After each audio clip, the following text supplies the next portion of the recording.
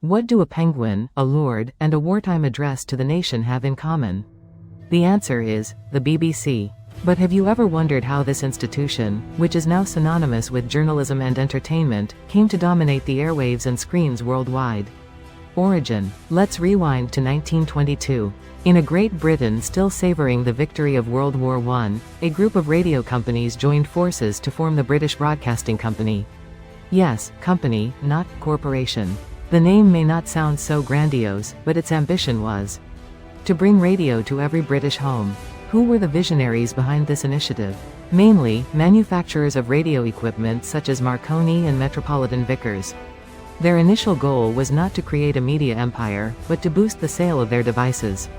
But soon, the BBC took an unexpected turn under the leadership of John Reith, a Scottish Calvinist with an almost prophetic vision of the power of broadcasting. Reith believed that the BBC had a responsibility to inform, educate, and entertain the public.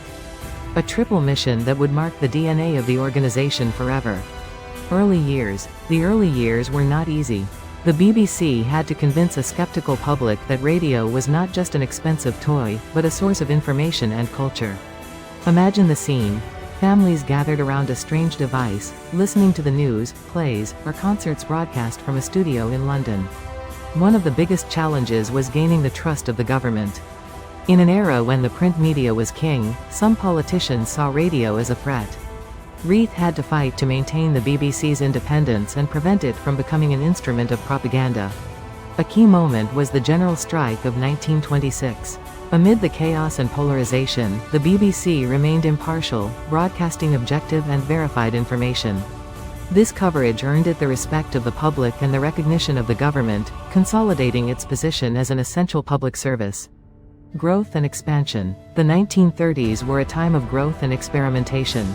The BBC expanded its programming, incorporating new formats and talent. It was the golden age of radio dramas, comedy shows, and contests. But the real turning point came with the invention of television. In 1936, the BBC launched the world's first public television service.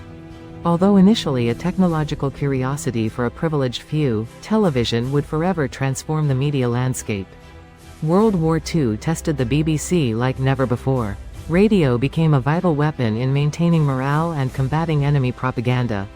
The speeches of Prime Minister Winston Churchill, broadcast by the BBC, galvanized the nation and became symbols of resistance. After the war, the BBC continued to expand, launching new radio and television channels, and establishing correspondents around the world. It became a benchmark of quality and professionalism, influencing the development of public broadcasting in other countries. Myth or legend? And here comes the myth. Have you ever heard of the BBC Penguin? Legend has it that, in the 1950s, a BBC sound technician discovered that he could create realistic sound effects of birds flapping their wings using a pair of rubber gloves and a coconut. The story became so popular that, for decades, it was believed that the BBC used this method to simulate the sound of penguins in their nature documentaries. Although the BBC has never officially confirmed it, the legend of the BBC Penguin has become part of media folklore. Another curiosity, this one real, is that the BBC has a pronunciation section that advises its presenters on how to correctly pronounce words in different languages.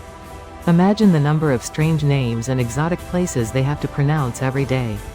Current situation. Today, the BBC is a global media giant, with television and radio channels, websites, and streaming platforms that reach hundreds of millions of people around the world. Its logo, a minimalist design of 3 blocks, is instantly recognized in every corner of the planet. But the BBC also faces new challenges.